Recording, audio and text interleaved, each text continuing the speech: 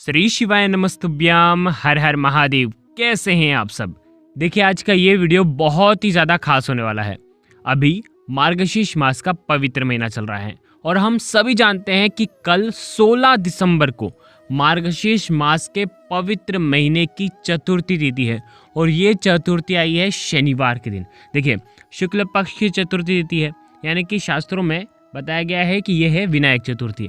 और विनायक चतुर्थी जब शनिवार के दिन आती है तो इसकी महिमा और बढ़ जाती है, क्योंकि गणेश जी की जो तिथि है, चतुर्थी तिथि गणेश जी को समर्पित होती है और शनिवार का दिन होता है शनिदेव का। तो चतुर्थी तिथि यानी कि गणेश जी और शनिदेव के निमित्त हमको उपाय करना चाहिए, जो कि हमारे घर में सुख समृद्धि लेकर के आते हैं। हमारे बच्चों के ऊपर किसी भी प्रकार का संकट है, विपदा है, वो भी दूर करते हैं। तो आज के इस पूरे वीडियो में हम दो विशेष उपाय के बारे में बात करेंगे। देखिए, इस बार 16 दिसंबर को जो चतुर्थी तिथि है, उस दिन सर्वार्थ सिद्धि योग बन रहा है। सुबह से लेकर के शाम तक, रात्रि तक, मतलब अगले दिन 17 तारीख तक सर्वार्थ सिद्धि योग का निर्माण है। यहाँ पर हम दो उपाय के बारे में बात करेंगे, जो कि चतुर्थी तिथि के सबसे ज़्यादा खास उपाय हैं। यहाँ पर एक चीज़ समझना, पहला जो उपाय होगा वो आपको शमी के पत्तों से करना है। ठीक है, शमी के पत्ते गणेश जी को अर्पित करने मात्र से आपके बच्चे सुधर जाएंगे, आपका व्यापार बहुत अच्छा चलने लग जाएगा और आप देखेंगे कि आपके ऊपर शनि से जुड़ी कोई भी परेशानियां हैं तो वो भी दूर हो जाएगी। मात्र शमी के पत्ते गणेश जी को अर्पित करने वाला एक विशेष उपाय है और साथ ही साथ एक दीपदान आपको करना है। ये बहुत ही विशेष उपाय है, जो कि चतुर्थी तिथि अगर शनिवार के दिन आती है ना तो सर्वाधिक लाभकारी हो जाती है, क्योंकि शनिवार के दिन शमी के वृक्ष की हमें पूजा करनी चाहिए, क्योंकि शमी का वृक्ष किसका प्रतीक है? शनिदेव का प्रतीक है। तो शनिदेव से संबंधित आपको ये उपाय करना चाहिए, पहला उपाय। दूसरा जो उपाय है, शनिवार का दिन है तो काले तिल का उपाय और काली मिर्ची का उपाय जीवन के संकटों को दूर करने के लिए है, साथ ही साथ शनिदेव को प्रसन्न करने के लिए है। तो ये दो उपाय आपको कल के दिन करने ही चाहिए। देखो, वैसे तो दोनों उपाय अलग अलग हैं और दोनों का परिणाम आपको अलग अलग मिलने वाला है। तो आप दोनों में से जो उपाय लगे आपके जीवन के, आपके समस्या के अनुसार आप कर सकते हैं, या दोनों उपाय भी करना चाहते हैं तो आप कर सकते हैं सुबह से लेकर के रात्रि तक। देखो, आज के जो दोनों उपाय हैं, पूज्य गुरुदेव की ही कथा सुन करके, समझ करके समझाने का पूरा प्रयास करूंगा।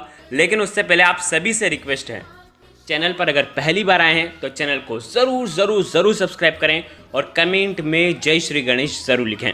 देखो, सबसे पहला उपाय जो कि आपको शमी के पत्तों से करना है, समझना किस प्रकार से करना है। पहला उपाय जो सदाबहार उपाय है, जो पूज्य गुरुदेव अपनी कथा में बहुत ही सुंदर तरीके से इस उपाय को बताते हैं। पहला उपाय जो आपके जीवन से कष्टों को हरेगा, संकटों को हरेगा। आपके बच्चे के ऊपर किसी भी प्रकार का कष्ट है, संकट है, अगर वो टेंशन लेता है, किसी समस्या में है, तो वो समस्या दूर होगी। बहुत ही आसान सा उपाय है, किसी भी चतुर्थी पर ये उपाय आप कर सकते हैं। ठीक है, आपको क्या करना है, भगवान शिव के मंदिर में जाना है। भगवान शिव के मंदिर में जाने से पहले आपको मात्र 9 शमी के पत्ते लेना है, साथ में तांबे के पात्र के अंदर जल लेना है और एक गोल बाती का दीपक आपको तैयार करना है। आटे का दीपक भी तैयार कर सकते हैं या तो आप माटी का दीपक भी ले सकते हैं। देखो, अब बिल्कुल ध्यान से समझना। देखिए, अब आपको क्या करना है, किसी भी भगवान शिव के मंदिर में आपको जाना है जहाँ पर शिवलिंग हो। देखिए, सबसे पहले आप क्या करेंगे, जो 1 लोटा जल लाए हैं ना आप, उसे थोड़ा सा, उसका जो जल है वो आपको शमी के पत्तों के ऊपर आपको डाल देना है, यानी कि शमी के पत्तों को आपको गीला कर लेना है।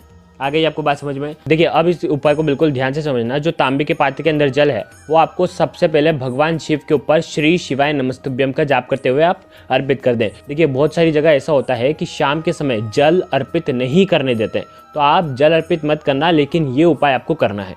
क्या करेंगे, 5 शमी के पत्ते आपको सीधे हाथ में रखना है, 5, और आपको ओम गण गणपते नमः या श्री गणेशाय नमः का आपको जाप करना है और मन ही मन में गणेश जी से प्रार्थना करना है, विघ्नहर्ता से प्रार्थना करना है कि इस चतुर्थी पर मेरे घर में रहे हुए जितने भी बच्चे हैं, मेरे घर में जितना भी क्लेश है, मेरे घर में जितना भी ज्ञान का अभाव है, वो सब दूर हो। मेरे बच्चे बुद्धिमान बने, मेरे बच्चे बुद्धिमान बने, पढ़ाई लिखाई में उनका मन लगे और मेरे घर में जो व्यापार है, मेरे घर का जो व्यापार है वो उत्तम चले। ऐसी आपको कामना करते हुए ये 5 शमी के पत्ते आपको शिवलिंग के सीधे तरफ, गणेश जी वाला जो स्थान होता है ना, वहाँ पर आपको 5 शमी के पत्ते आपको अर्पित कर देना है। आगे आपको बात समझ में? अब आपके पास है 4 शमी के पत्ते। ठीक है, 4 शमी के पत्तों में से 3 शमी के पत्ते लेना है अब ये 3 शमी के पत्ते श्री शिवाय नमस्तुभ्यम का जाप करते हुए मन ही मन में भगवान शिव का स्मरण करते हुए बुद्धि ज्ञान विवेक की प्राप्ति हो ऐसी कामना करते हुए ये 3 शमी के पत्ते आपको शिवलिंग के ऊपर अर्पित कर देना है। आ गई आपको बात समझ में? 5 आपने गणेश जी वाले स्थान पर कर दिए, 3 आपने शिवलिंग के ऊपर कर दिए। अब 1 शमी का पत्ता है वो आप जैसे ही मंदिर के बाहर निकलेंगे तो मंदिर के बाहर निकलते हुए चौखट जो रहती है मंदिर की, चौखट के उल्टे तरफ, यानी कि जैसे मंदिर से बाहर निकलेंगे तो उल्टे हाथ तरफ आपको ये 1 शमी का पत्ता रखना है और उसके साथ में आपको ये गोल बाती का दीपक प्रज्वलित करना है। ठीक है, गोल बाती का जो दीपक होगा वो घी का दीपक होना चाहिए और वहाँ पर आपको पास में बैठ जाना है और आपको मयूर ध्वज का स्मरण करना है, नाम का स्मरण करना है भगवान मयूर ध्वज का। बस इतना सा उपाय आपको चतुर्थी पर करना है। बैठ करके वहाँ पर विनंती करें भगवान गणेश से कि मेरे बच्चे के ऊपर बुद्धि ज्ञान विवेक की प्राप्ति हो, कभी भी इसके ऊपर कोई भी संकट ना आए। देखिए ये जो उपाय है केवल और केवल चतुर्थी पर ही आप कर सकते हैं। ये हो गया पहला उपाय। अब हम बात करते हैं दूसरे विशेष उपाय की। ये उपाय भी बहुत ज्यादा खास है। मार्गशीर्ष मास का पवित्र महीना चल रहा है। देखिए शनिवार का जो दिन होता है वो शनि देव को प्रसन्न करने के लिए होता है और शनि देव के जो गुरु हैं वो भगवान शिव हैं। यानी कि आप शिव जी के ऊपर कुछ भी आप अर्पित करते हैं तो इससे शनि देव शनिवार के दिन प्रसन्न होते हैं और आपके ऊपर से शनि दोष दूर होता है। शनि की 7.5 शनि की ढैया जो भी आपको शनि दोष लगा हुआ है तो शनि दोष दूर होता है और साथ ही साथ शनि देव जो है वो प्रसन्न होते हैं। देखिए करना क्या है, 7 काले तिल लेना है। काले तिल कर्ज मुक्ति के लिए होते हैं। कभी भी काले तिल आप भगवान शिव के ऊपर अर्पित करते हैं, देखिए कभी भी काले तिल विशेष तिथियों पर विशेष वार पर अगर आप भगवान शिव के ऊपर अर्पित करते हैं, इससे आपके जीवन में जो भी कर्ज है वो दूर होता है, कम होता है। तो इसीलिए हम काले तिल भगवान शिव को चढ़ाते हैं। और देखिए काली मिर्ची जो होती है, काली मिर्ची नज़र दोष के लिए होती है, ऊपरी बाधाओं को दूर करने के लिए होती है। यदि आपके ऊपर किसी गुप्त शत्रु की गुप्त नज़र है तो वो भी इस उपाय से दूर होती है। तो इसीलिए हम काली मिर्ची का उपाय करते हैं। देखिए करना क्या है, 7 काले तिल लेंगे, 1 काली मिर्ची लेंगे और तांबे के पात्र के अंदर जल लेंगे। देखिए शनिवार के दिन काले तिल, देखिए काले तिल जो है वो भगवान शिव को भी प्रिय हैं और साथ ही साथ शनिदेव को भी प्रिय हैं। सुबह से लेकर के शाम तक जब आपकी इच्छा हो तब आप ये उपाय कर सकते हैं।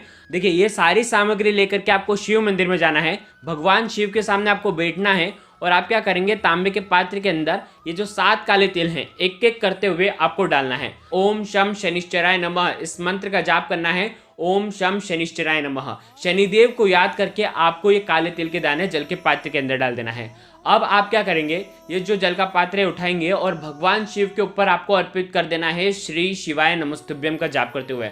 जैसे ही आप भगवान शिव के ऊपर ये काले तिल मिश्रित जल अर्पित करेंगे वैसे ही शनिदेव प्रसन्न होंगे, वैसे ही शनिदेव प्रसन्न होंगे और आपके जीवन में जो भी कर्ज है तो उससे आपको मुक्ति मिलती है। जैसे ही आपने काले तिल अर्पित करे उसके बाद आप क्या करेंगे, ये जो काली मिर्ची है, काली मिर्ची को आपको सीधे हाथ में रखना है और उसके बाद आपको शिवजी से प्रार्थना करनी है कि जो भी मेरे ऊपर नज़र है, जो भी किसी ने मुझे बांध दिया है या मैं जो भी कार्य करने जाता हूँ वो कार्य जो है वो परिपूर्ण नहीं कर पाता हूँ, किसी भी व्यक्ति की बुरी दृष्टि हो, बुरी सोच हो जो मेरे प्रति हो, तो वो सब दूर हो। ऐसे शुभ भाव के साथ ये काली मिर्ची आपको भगवान शिव के ऊपर साबुत अर्पित करनी है, यानी कि खंडित नहीं करनी है, चूरा करके नहीं करनी है। ऐसी की ऐसी आखी जो साबुत काली मिर्ची है ना, ये आपको अर्पित कर देना है। ये शनिवार के दिन आपको ये अर्पित कर देना है। देखिए बस इतना सा उपाय करना है। देखो आज के इस पूरे वीडियो में हमने 2 बहुत ही सुंदर से प्यारे से उपाय के बारे में आपको बताया है। दोनों में से जो उपाय आपको लगे, जो उपाय सरल लगे, जो उपाय आप कर सकते हैं वो उपाय आपको करना चाहिए। कोई भी उपाय करें लेकिन उपाय आपको ज़रूर करना चाहिए अपनी समस्या के अनुसार।